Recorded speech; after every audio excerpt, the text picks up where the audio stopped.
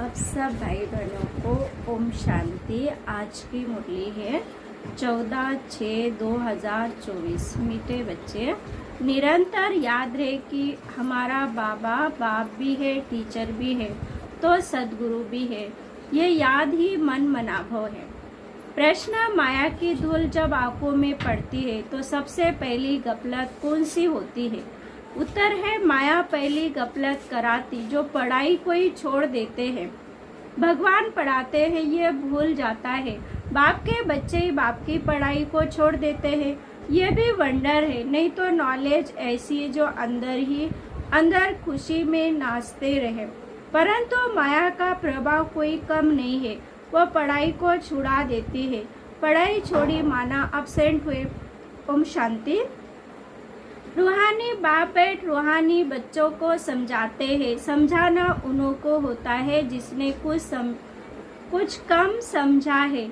कोई बहुत समझदार बनते हैं। बच्चे जानते हैं ये बाबा तो बड़ा वंडरफुल है। पर तुम यहाँ बैठे हो परंतु अंदर में समझते हो ये हमारा बेहद का बाप भी है, बेहद का टीचर भी है। बेहद की शिक्षा देते हैं। सृष्टि के आदि मध्य अंत का राज समझाते हैं। स्टूडेंट की बुद्धि में तो ये होना चाहिए ना, फिर साथ में जरूर ले जाएंगे। बाप जानते हैं ये पुरानी चीची दुनिया है। इनसे बच्चों को ले जाना है कहाँ? घर। जैसे कन्या की शादी होती है तो ससुर घर वाले आकर कन्या को अपने घर ले जाते हैं। अभी तुम यहाँ बैठे हो, बाबा समझाते हैं। बच्चों को अंदर में जरूर आता होगा कि हमारा बेहद का बाप भी है।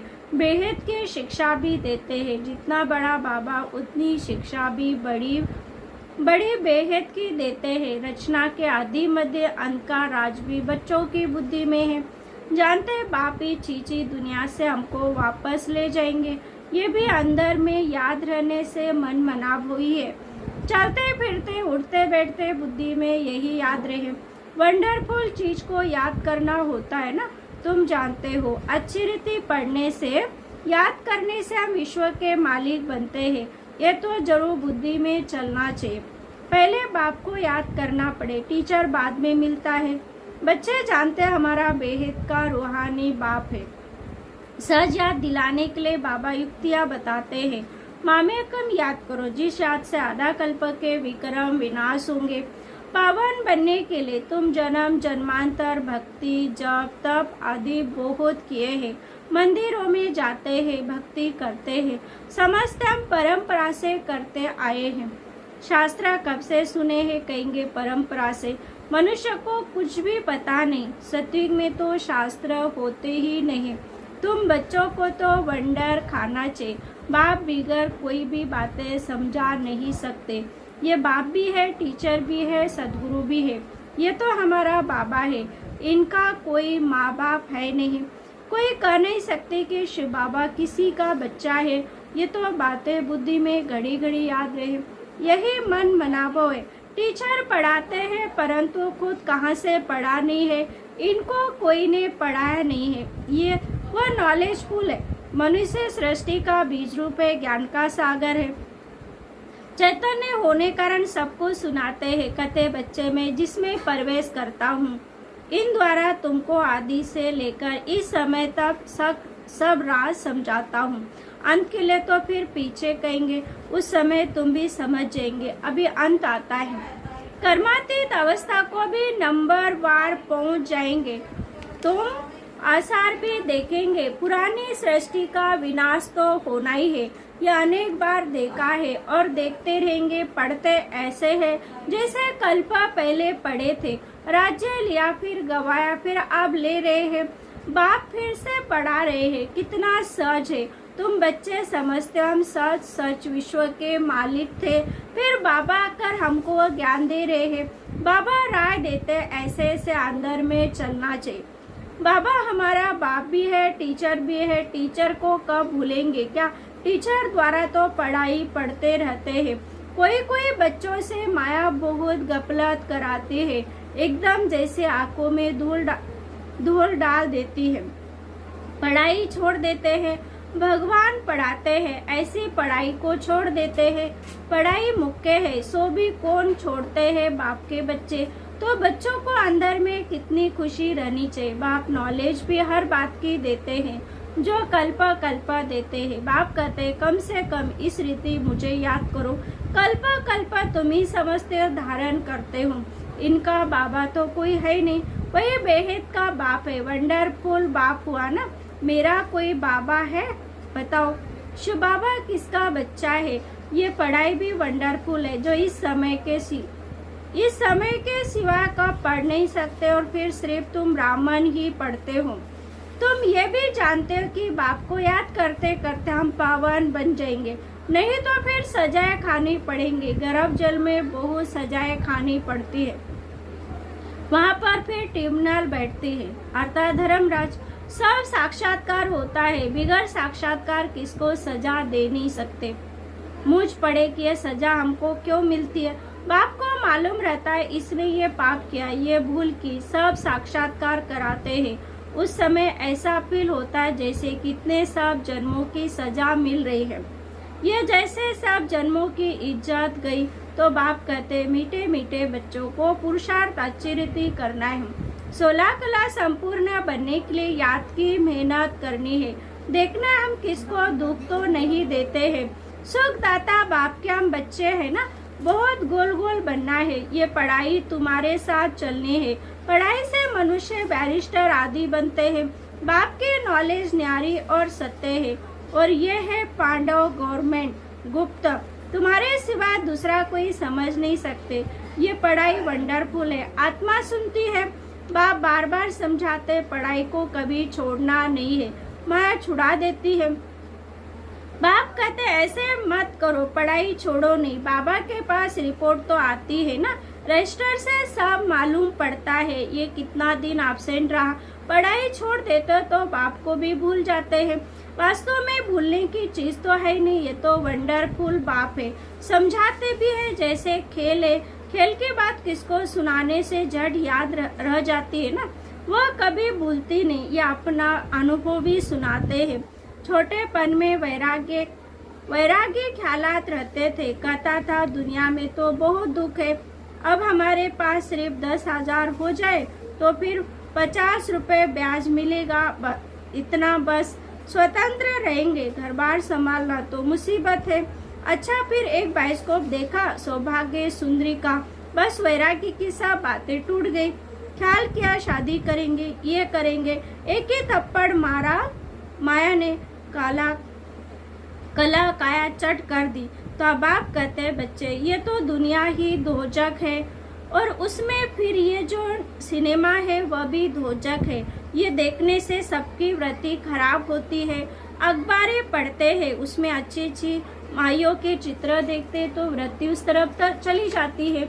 ये बड़ी अच्छी खूबसूरत है, बुद्धि में आया है ना।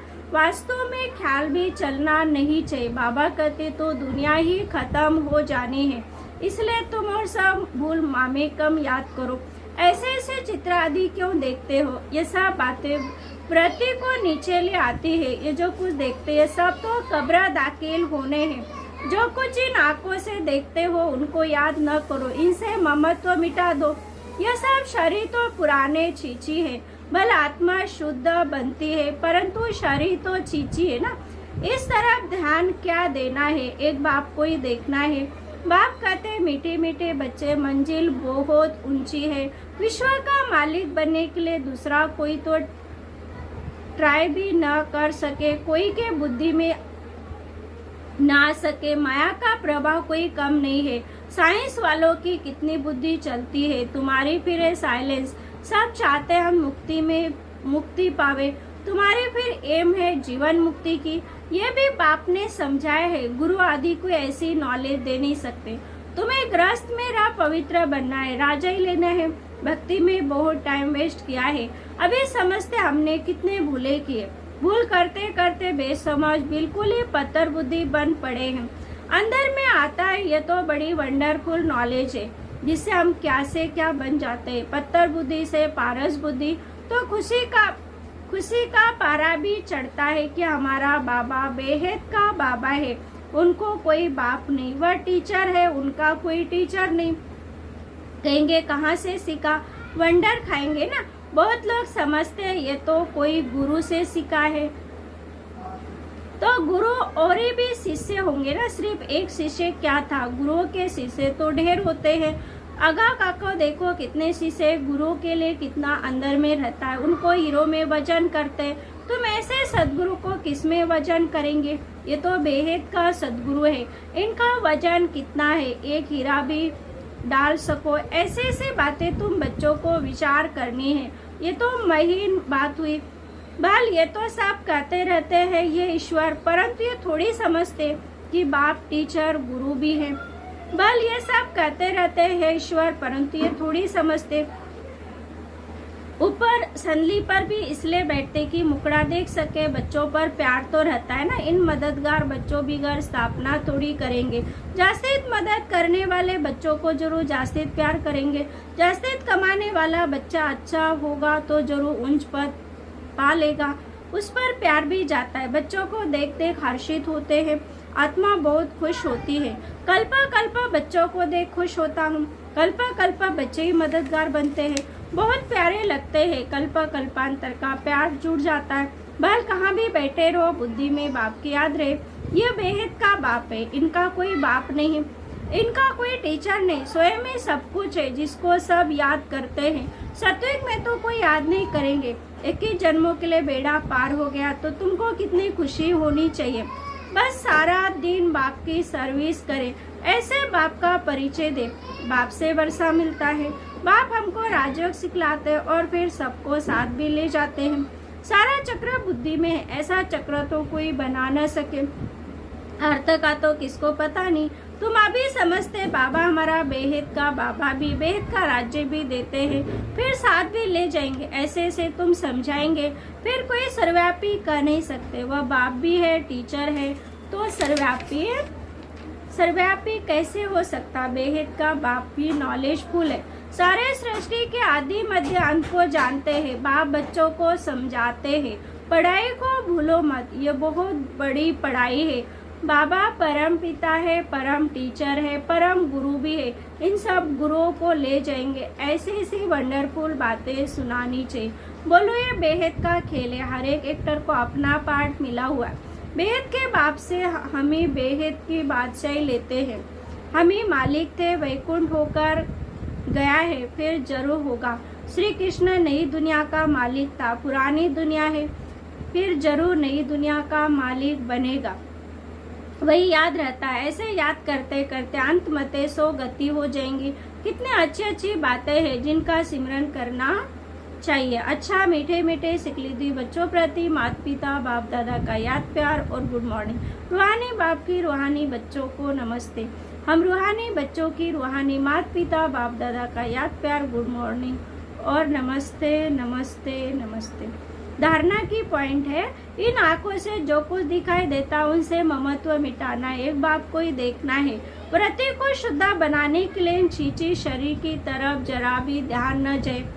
दूसरा बाप जो अच्छी और बाप जो न्यारी और असत्य नॉलेज सुनाते हैं, वो अच्छी तरह पढ़नी और पढ़ानी है।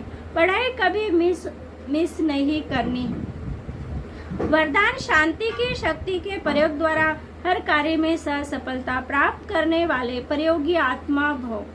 अब समय के परिवर्तन प्रमाण शांति की शक्ति के साधन प्रयोग में लाकर प्रयोगी आत्मा बनो।